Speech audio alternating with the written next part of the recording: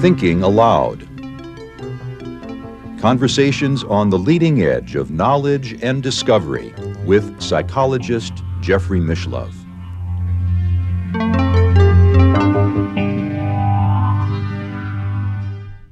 Hello and welcome. I'm Jeffrey Mishlove. Our topic today is the Alexandria Project.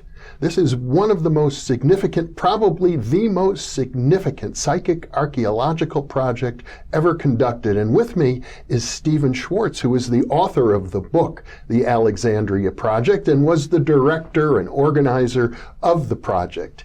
He's also the author of The Secret Vaults of Time, Opening to Infinity. Opening to the Infinite. Opening to the Infinite. Opening to the Infinite and the 8 Laws of Change. Welcome, Stephan. There's been a vast amount of research on remote viewing and non-local perception and many of its varieties, but the point of applying it in an archaeological project, I think it has 2 values. It proves the utility of this human talent, and it also establishes once again that the talent is real. Yes, I think that's true. I mean, it's triple blind by definition. Mm-hmm. You know that the target exists, it's historically significant, or it's consistent with historical culture, but everybody agrees they don't know where it is. And in addition to that, the other part that often gets overlooked by people who think about this or talk about it is that in all of my archaeological projects, I also run a parallel project to see if you could find those things using electronic remote sensing. Mm-hmm. And in the case of Alexandria, for instance, in the Eastern Harbor work that we did that resulted in the discovery of Cleopatra's Palace and Marc Antony's Timonium and the Lighthouse of Pharos and the ancient seawall, I asked Harold Edgerton, who was the inventor of side-scan sonar, if he would come to Egypt. He was then the chairman of the department of, I think it was radio physics or something at MIT, mm-hmm. if he would come over and do the side-scan sonar survey of the Eastern Harbor to see if he could discover the same things that the remote viewers had told us would be there. And he did his work before we did to see whether this would be successful, and of course it was not. Mm-hmm. I say of course because all of the archaeological projects I have done, I always do this, and in no case has electronic remote sensing been able to find the sites that the remote viewers find. How did you select Alexandria to begin with, since you're not really an Egyptologist? No, not at all. I was approached by 2 historians who were doing research on Alexander the Great and who knew about Alexandria and who asked me, could it be possible to find major historical sites in Alexandria? So I put together a project that had 5 universities involved with it, had the world's leading authorities on various aspects of Alexandrian archaeology. I had Peter Fraser from Oxford, who wrote the classic 2-volume or 3-volume set on Alexandrian history, Ptolemaic Alexandria. This is distinct from the Pharaonic period. Mm-hmm. We're talking here from the period when Alexander founded the city of Alexandria. He founded it and then he went off and mm-hmm. left it. And then after he died, one of his principal generals, Ptolemy Soter, who was older than the others, came to the other people who were his advisors and said, you know, I don't want to get in a fight about how we're going to break up the empire. Just give me Egypt and I'll go away and leave you mm-hmm. all right. He was the only one who died in his own bed. So it's from him that we have the name the Ptolemaic period. That's right. Mm-hmm. He founded the family that was the dynastic family that ruled the city of Alexandria, which was kind of like, it was sort of Chicago to Rome, to New York. Mm. It was one of the most important cities of the Roman Empire. And it continued until Cleopatra, who's actually Cleopatra the Seventh. It ends with her and Marc Antony. And of course, we know the great love story. But it was this great center of learning because of the Alexandrian library. No, the Ptolemaic period ends at that point. Yes. The city continues. Oh, no, the city continues. Yeah. The city goes on, well, I mean, it still exists. The city becomes a Christian enclave, and then in 641 is surrendered to the Muslims. And but it's a major city, and it's the second most important city in Egypt today. So it's always been, for all of its history, which is now several thousand years, a major cultural center. And during the period of the Ptolemaic, it was probably one of the great intellectual repositories of humanity, period. It's the famous library. The Library of Alexandria, yes. Yeah. And I gather that there were a number of archaeological mysteries that intrigue you and the people who suggested that you go there. Yeah, well, I mean, the starter was that when you think about it, it's a modern city. So everything is underground, and so where do you look? I mean, you just can't be tearing up all parts of a modern city. So it's very complicated, and when we did this, there were great areas of the city, including where its shoreline was. Nobody knew where its ancient seawall was, which is, in many ways, from an archaeologist's point of view, one of the most important finds we made. Michalowski-Radzejewicz, who was the head of the University of Warsaw Archaeological Mission, was then the leading archaeologist in Alexandria. A wonderful guy who was one of the people who became part of the expert team, because the way I work is the remote viewers pre-field work help us develop the hypotheses which will then guide the field work. We don't actually do the field work. We bring in archaeologists who are specialists, and you can't stress this too much. You know, it's like medicine, archaeology. I mean, there are Mesoamerican specialists and Caribbean specialists and Mediterranean specialists. So it's not just that you get archaeologists, it's you get people who specialize because they are the ones who evaluate the accuracy. It's not me who says that we found this. It's their assessment of what we found was what we said it was.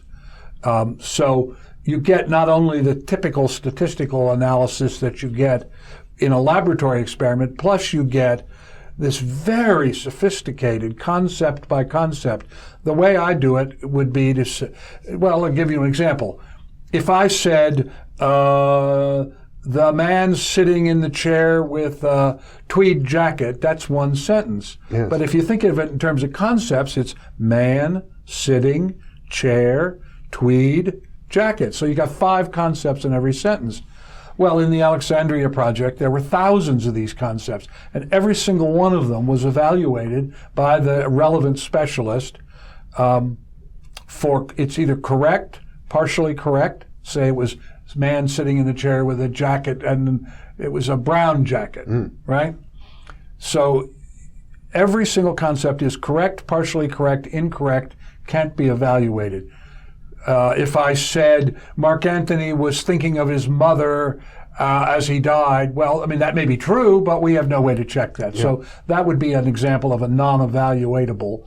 And typically we expect to see somewhere between 30 and 40% of the material become non-evaluatable. There's no way to know. Of the remaining percentage, 60%, say, 60 to 70%, we expect to see, and this is consistent with the laboratory research as well, about 75 to 85% be evaluated by the experts as being correct or partially correct. And partially correct in this context also means that it's actionable. So it doesn't really matter whether you have a brown jacket or a tweed jacket. What matters is you've got the jacket, if you see the distinction I'm making. I mean, at one point I had to literally fly to East Germany there was a woman archaeologist who specialized in the left handles of amphora. Not the right handles, that was a different person, left handles. And the amphora is a pottery. Amphora is the shipping container that was used in the classical world to move everything from grain to olive oil. And I can't overemphasize the depth of knowledge these people have got. I took this handle, which left handles. I took a bunch of left handles. We had found this ship in the Eastern Harbor, and she looked at the handle and said, "Oh, that was made by," I can't think of his name right now, but that was made by, she gave me a name, and that was before he got into the fight with his original boss in Tyre, and then he went down the coast. I mean, she had spent her whole life looking at this one little area. Details of the history there. That was amazing. And so when we went looking for, we didn't start out looking for Cleopatra's palace and Mark Antony's palace, but the remote viewers told us we should go looking for it and where it was. We looked for You had all this documented on film. Everything is filmed. All of the predictions that are made by the remote viewers are notarized by a public notary and then turned over to a third party who controls it so that there is an unimpeachable chronology. That is, there is absolutely no question that the prediction of what would be there was made prior to the actual field work. The field work is designed to test the hypotheses. Yeah. And so there's a great deal of work that goes on ahead. And you work with the remote viewers initially from a distance, thousands of miles away. Oh, yeah, absolutely. This involved 11 viewers, none of whom had been to Alexandria. They were in the United States, Canada, Italy, England. None of them had ever been there. I took two of them, George McMullen and Hella Hamid, to Egypt because, we start off with the location problem. And the question is, I take a map or a chart, remove the place names, and remove all the colors, because there is research that shows that people have a propensity to go to colors that they particularly like. Yeah. So we reduce it down to a blueprint. So it's all sort of gray-blue, right? And it doesn't have anything that denotes where it is. And we say to them, are the things that we're looking for within the confines of the area represented by this document? And if they say yes, then the question is, let's say the lighthouse, would you please mark where you believe the lighthouse to be in as close a detail as possible? So they make a little circle. Well, on a map, that's a circle maybe about an inch across, but when you're physically at the site, that could be 100 yards. So I then take remote viewers to the site, to the area we're searching, and I take them to the edge of what we call the consensus zone.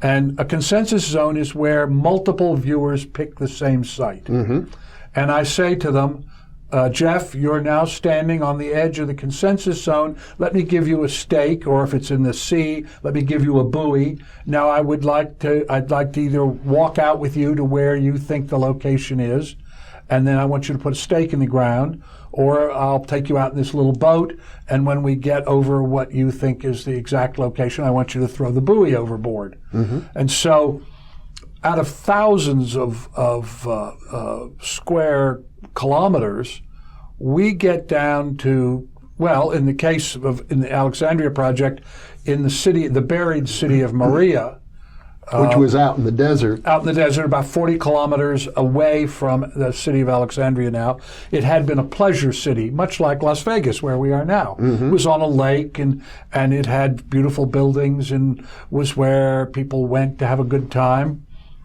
Now completely lost, it's buried. The Egyptians, they wanted a demonstration. Before they would permit me to go into the Eastern Harbor, they wanted a demonstration that you could actually do this, because they didn't believe a word of it. And so they assigned an archaeologist to me, a man named Fakirani, and we went out about 40 kilometers from Alexandria, and there was no map. that was detailed enough to be useful. So we got out of the car, and we have about, hundreds of square kilometers. And Fakhrani said to George McMullen and Hella, first to George, we do it one at a time, and the other person goes away and can't see what's being said or done. Okay, I want you to locate the city, and inside the city I want you to locate a particular building, and I want a building that has a tile floor, and I want you to describe where it is. And so we just go walking out into the desert. Now, why did he say a particular building with tiled floor? Because he didn't want us to succeed. So we went, George and I walked, it's about 114 degrees. George and I are walking around, and finally George says, okay, I know where I want to go. Mm-hmm. And we call Fakhrani over. Mm-hmm. Now, we're being trailed by Fakhrani and a whole bunch of other archaeologists and graduate students and the film crew. And does Fakhrani have some reason to believe you're even near the city of Morea? He didn't say. We don't know. All you know is that someone brought you to a spot in the middle of the desert. Yes, exactly, precisely. Mm-hmm. And so then George said, okay, I know where I want to go. So we gestured, and Fakhrani walked up to us. He was about, 100 feet behind us. And George said, okay, he knelt down in the sand, and he said, I want to go to a place that looks like this. And Fakhrani said, I know where that is. So we got back in the cars, and we drove, probably maybe a couple of kilometers, mile or so. And George said, stop here. So we stopped the car, and he got out of the car, and all the archaeologists in their cars got out, and the film crew got out. So these things are witnessed by lots of people. Yeah. And we go walking off with George leading me, and he goes up and he says, okay, I'm walking over a wall here. And I said, really? And he said, yes, it's about 3 or 4 feet down. Now, this is all on film. Mm-hmm. In fact, you can go to YouTube and do a Google on the Alexandria Project and actually watch this happen. Mm-hmm. I'm walking over a wall. And so I said, okay, this is the building, Fakhrani. Yes, this is the building.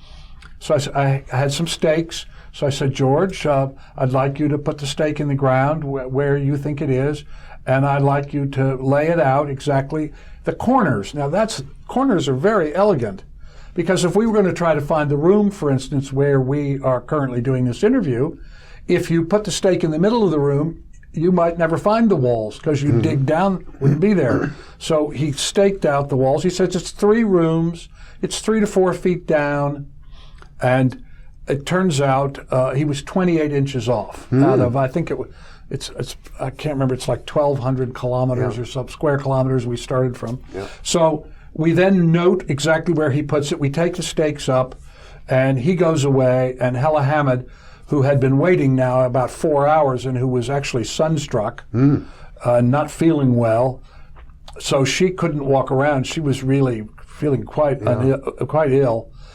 But I took her up into the general area, and I said, now you can walk around, and George chose something near here, and she walked till she got to where she thought it was, which was the same place, although she couldn't see that.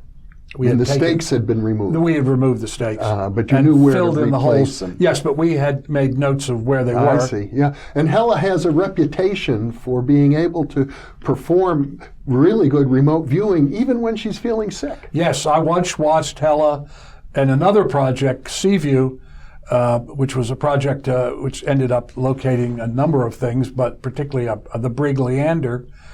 We were sitting on a catwalk on the stern of the ship, and Hella was seasick, and she threw up over the edge of the ship and then sat back down and started remote viewing again. Most remote viewers will not be able to do that.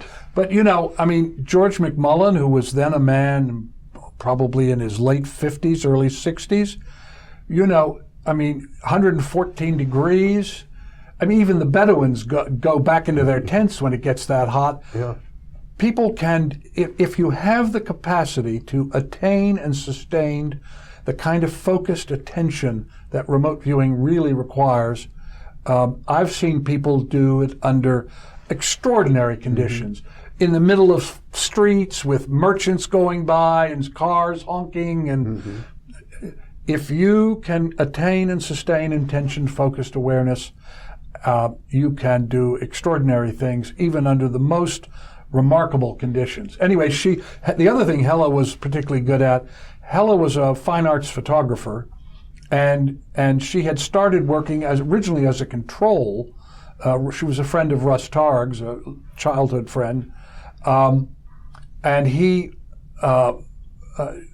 liked to get things which, in laboratory experiments, when you're rank ordering of 7 targets, Hella figured out that the way to be successful was to describe some notable geometric form, particularly if it wasn't expected. Mm-hmm. And so in Deep Quest, she described a large concrete block, or a granite block. A granite block. We talked about it in our interview about Project Deep Quest. In Maria, she said, I'm sitting down, they've breached the wall and they've built this kind of strange pottery pillar. Mm-hmm.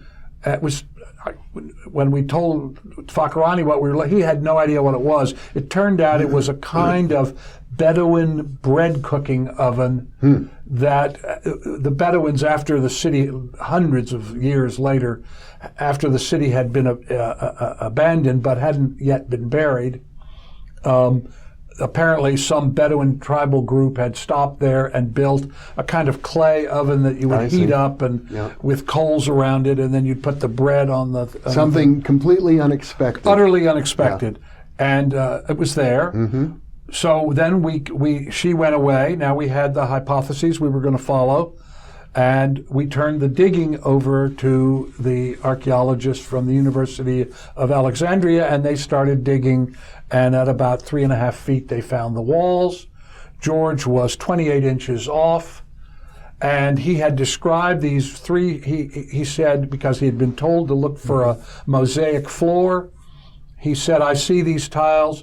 Most of them have been taken away, but there's still some left, and they're red, black, and white, and they have a white chalk on the back side, and there are just a few of them left, but you'll find them.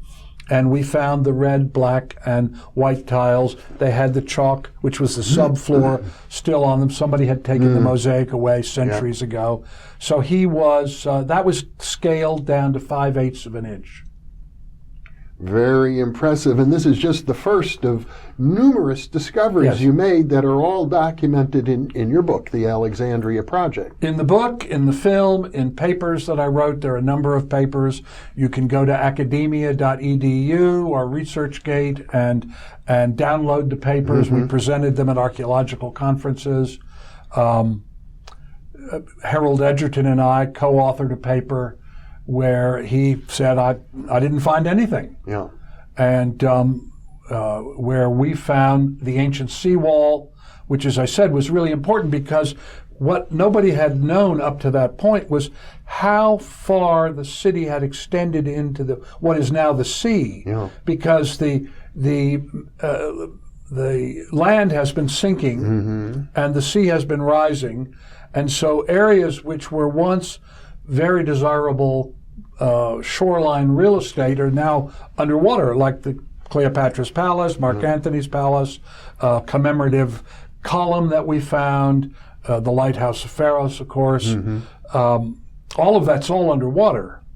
And so it was a question, then how do you get back to exactly where you want to go? And what we did was I put 2 surveyors on shore a distance apart, and when we got to the place that the remote viewers said was the place, then we radioed them and they triangulated us so that we would know. It's hard to get back to the place that you think you found. Especially when you're on water. Yeah, when you're on water, you know, what are you looking for? Yeah. It's not like, you look for the big rock and the tree. There's nothing to see. So you have to figure out a way in which you can repeatedly get back to exactly the same spot. And we did this with surveyors and transits so that we cross-referenced it. Then we brought out, for instance, in the Timonium, we brought out a boatload of archaeologists and who had been doing research on the Timonium, what they knew about it, and we dove and came up and described what we found. and they made an initial assessment that it was a Timonium, and then subsequently they did further assessment of it and looked at the pictures we took and things like that and determined that, yes, that was the Timonium. And a number of years later, the French came using and were given our material, and they validated all of the finds that we made. I was not able, my funding did not incorporate enough money to be able to stay on. This project ran about 2 years. I mean, the French have now been there about 15, I think, or 20. But we located the Lighthouse of Pharos, the Cleopatra's Palace, the Timonium, a number of lesser places.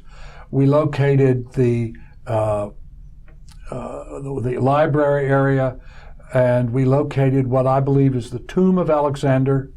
It's underneath a mosque, unfortunately, so we could only do just initial excavation. Plus, you uncovered quite an interesting story regarding the bones. Yes, and that's let me because that really is an interesting story. And I'm still actually, as recently as a week ago, I was working on that. So we are digging underneath Nebi Daniel Mosque, which is where Hella and George and others placed the tomb of Alexandra, which was called Alexander, which is called the Soma. And in the middle of this is 1979, the students in Tehran took over the American embassy, and suddenly there was a huge crisis between the Islamic world and the United States. And the director of mosques in Egypt came down from Cairo and said to me, "We don't want an incident. We're not going to be able to let you continue to excavate." Everything we had found up to that point, we're underneath in the crypt, underneath Nebi Daniel, which had originally been a Christian church, and before that had been a classical world temple. Anyway, we're down in his crypt about 20 feet down, 30 feet, and he says, "We can't continue, we're afraid of an incident." So we stopped, and we're driving away from the tomb, and I'm feeling very dejected and really unhappy, and because we've been thwarted and we were just on the edge of it. And George says to me, "Well, don't worry, Stephen, the bones aren't there anyway." And I said, "What do you mean the bones aren't there?" And he said, "Oh, well, the bones were taken away years ago, many years later."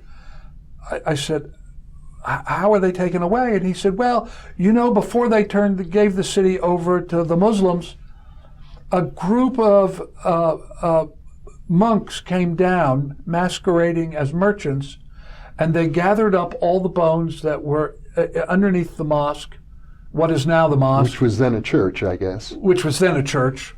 And they put them all, because they thought it was John the Baptist is associated with Alexandria. They put all the bones in leather bags and tied them on the back of donkeys and took them up to a monastery that's up in the desert. I didn't know what he was talking about. And I said, "Well, that's an amazing story, George, but even if I found, this is pre-DNA, even if I found the bones, how would I know which bones there were?" He said, oh, it's simple. I can tell you exactly. When Marc Antony was in Alexandria with Cleopatra, he had the crystal coffin opened. Now, I need to say, when Ptolemy Soter took over the city of Alexandria, he bribed the funeral cortege, which was bringing the body of Alexander back. He died in Babylon, as I recall. Yes, that's right. He died in Babylon. And it was this big cortege was coming back, and he apparently bribed them, and they brought the bones to Alexandria because Soter understood that whoever controlled the body would get the authenticity, the authority that would transfer from Alexander to... So while the other generals were all fighting over how to break up the empire, he just said, "I'll just take Egypt," and then he got the bones. And he, at the crossroads of the two main streets in the city of Alexandria, he built this big temple or this big tomb, sort of like, in fact, specifically, Stalin got this idea from Ptolemy Soter, because when he was a seminarian, he had learned this. He built this big tomb in the middle of the crossroads of the biggest cities, and he put the bones there, and just as Stalin controlled Lenin's body, he controlled Alexander's body. And then subsequently, another Soter took it out of the coffin that it was in and put it in a crystal coffin, which is, again, just like Lenin. And so people could come through and see the body. It was preserved. And so George says, oh, well, he had them open up the crystal coffin, and he took off his red Roman war cape and had it put around the body so that he would then be considered an associate. The power would be conferred from Alexander's wearing his mantle. That's right, exactly. And he said, but after the Christians took over the city, they didn't care about any of that, so they didn't maintain it properly, and water seeped in, and the dye from the war cape stained the bones. So what you're looking for are red-stained bones. How detailed and specific. Yes, okay, I think that's a wonderful story, but what are you going to do with it? And about 2 or 3 weeks later, I got a call from NBC, and they said, there is a monastery up in the desert in Egypt who think they have found the bones of John the Baptist. Would you go up and you've got the only archaeologically sensitive film crew in Egypt. Would you go up? We'll contract with you. Would you go up and film it? So we went up to what the area is called Wadi Natrun, to the monastery of San Makarios, the oldest Christian monastery in Egypt. And we got up to this monastery, and it looks like a fortress. It has just one little door. We knocked on the door, and the monk came out, and we went in, and I talked to the prior, Father John, and who's now the abbot, and I said to him, what's going on? And, we were repairing a wall in a chapel that we associate with John the Baptist, and in repairing the wall, we discovered a tomb. I said, well, what's in the tomb? And he said, well, there's a bunch of bones. And I said, that's very interesting. So we went in and filmed this and took pictures. And I said to him, do you have any idea where these bones came from? He said, oh, yes, we know exactly where they came from. And I said, where? And he said, oh, they come from underneath the Mosque of Nebi Daniel. And I said, oh, yes? And he said, yes. When the city was turned over to the Muslims in 641 AD, a group of the brothers went down masquerading as merchants, and they gathered up all the bones because we believe the bones of John the Baptist were there, and we put them in leather bags, and they tied them on the back of donkeys, and they brought them up to the monastery. And we thought that they had simply been lost. We didn't know where they buried them until we were repairing the wall, and we found this tomb. I go, oh my goodness. And I said, well, is there anything about these bones that's unusual? And so he thinks for a minute, and he says, well, no, it's bones of about 14 people, long bones mostly. Well, a few of them are stained red. They have this reddish stain on them, and we don't know what it is. And so, at the time, there was no DNA, so it was just an interesting story. Now, I am actually trying to get the permission, which is very difficult because Egypt's in a very awkward position, or it's a difficult historical period right now. I'm trying to get permission to do a DNA analysis of the red-stained bones. Well, that will be fascinating, Stephen. We've run a bit over time, but it's been what a wonderful story and what important work you're doing. I'm so glad to be able to share this with our viewers. Thank you so much, Stephen. My pleasure. And thank you for being with us.